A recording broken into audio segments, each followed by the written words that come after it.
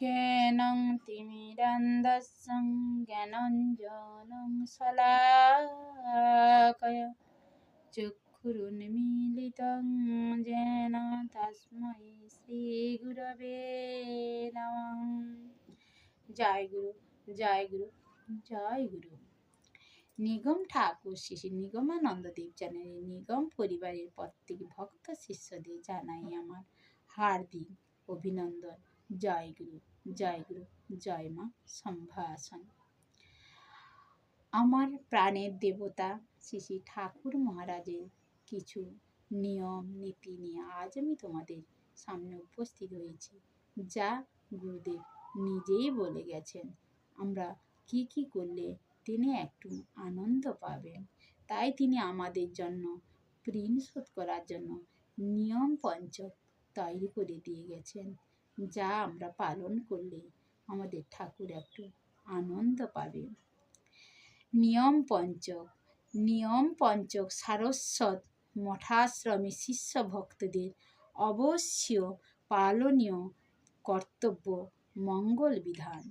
শ্রী শ্রী ঠাকুর স্বয়ং এই নিয়ম পঞ্চকের প্রবর্তক।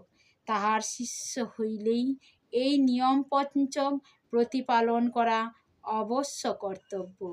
নিয়ম পঞ্চকের উদ্দেশ্য কি? শ্রী শ্রী ঠাকুর এই বিধানের প্রবর্তন করলেন। প্রত্যেক শিষ্য ভক্তেরই এ বিষয়ে সুস্পষ্ট জ্ঞান থাকা একান্ত প্রয়োজন। এই উদ্দেশ্যে নিয়ম পঞ্চক নামীয় ক্ষুদ্র পুস্তকটির অবতারণা। কলির উপহত জীবের সম্মুখে বড় বড় কৃচ্ছ জটিল সাধন পথের কথা প্রচার করিলে কোনো ফলোদয় হইবে না। এই জন্যই শ্রী শ্রী ঠাকুর সাধন ভোজন পরকাল ইহকাল মুক্তি মোক্ষের দায়িত্ব নিজেই গ্রহণ করিয়া তাহার আশ্রিত শিষ্য ভক্ত সেবকদের এক অভিনব আশার বাণী শুনাইয়া গিয়াছেন।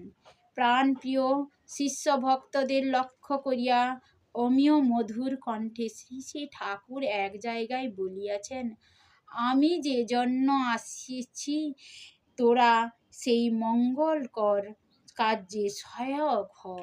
আমার প্রাণে প্রাণ মিশিয়ে তোরা এই ব্রত উদযাপন কর। পরকাল পরলোকের জন্য তোদের চিন্তা নেই, সেই দায়িত্ব আমার। তোরা আমার এপারের কর্মের ভার নেই। ব্যতিক্রমে দৃষ্টান্ত খুঁজিয়া পাইলেও সার্বভৌমভাবে সাধন ভজন করিয়া সিদ্ধি লাভ। কলির অন্নগত প্রাণ দুর্বল অল্প পরমায়ু মানুষের পক্ষে একরূপ অসম্ভব বলিলেই চলে। কলিযুগের জন্য শ্রী ভগবান অন্য ব্যবস্থা করিয়াছেন। এ যুগে আশ্রয় গ্রহণ শরণাগতি ও শ্রীগুরু ভগবৎ পিতার্থে কর্ম সাধন ব্যতীত মুক্তির জন্য অন্য কোনো পথ নাই। ধারাবাহিকভাবে কোনো সাধন পথ অনুসরণ করিয়া চলার ধৈর্য সামর্থ্য এবং অনুরাগ খুব কম লোকের মাঝেই পরিলক্ষিত হয়। এই জন্য গীতাতেও শ্রীকৃষ্ণ ভগবান বলেছেন, মদর্থপি কর্মাণি কুর্বন সিদ্ধিম ব্যস্যাসি। এই কথা বলিয়া তাহার শ্রীপদ কর্ম সাধনেও সিদ্ধি মিলে। জগদ্দাসীকে এই আশ্বাস বাণী প্রদান করিয়া গিয়েছেন। ভোগপঙ্কে নিমজ্জিত মানবের মুক্তির পথ প্রদর্শক করার জন্যই সদ্গুরুর আবির্ভাব। শ্রী শ্রী ঠাকুরও আমাদের সম্মুখে সদ্গুরুর রূপই ধরা দিয়াছিলেন। বোঝা বহন করাইতে তিনি আসেন নাই, আসিয়াছিলেন মুক্তি দিতে। সে মুক্তি সর্বপ্রকারের মুক্তি। আধ্যাত্মিক গুরুরূপে সাধন ভজনের ক্লেশে শিষ্য ভক্তদের নিপীড়িত করা, ইহাও তাহার আদৌ ইচ্ছা ছিল না।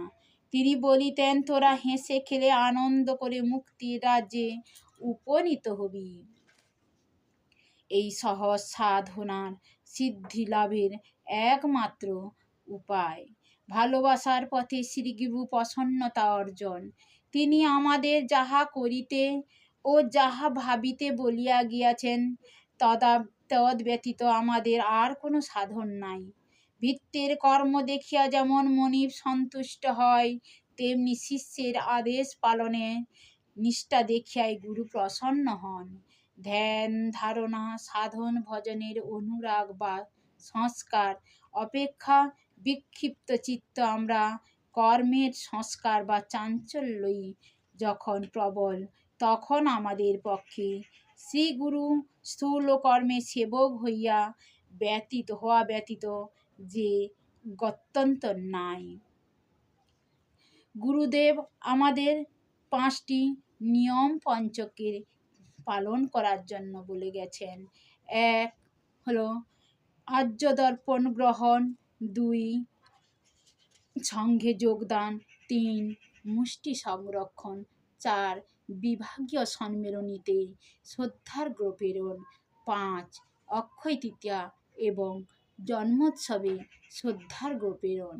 এই পঞ্চ নিয়মের মাধ্যমে আমরা যদি চলতে পারি, তাহলে আমাদের পূর্ব জন্মের ঋণ কিছুটা শোধ করতে আমরা পারব।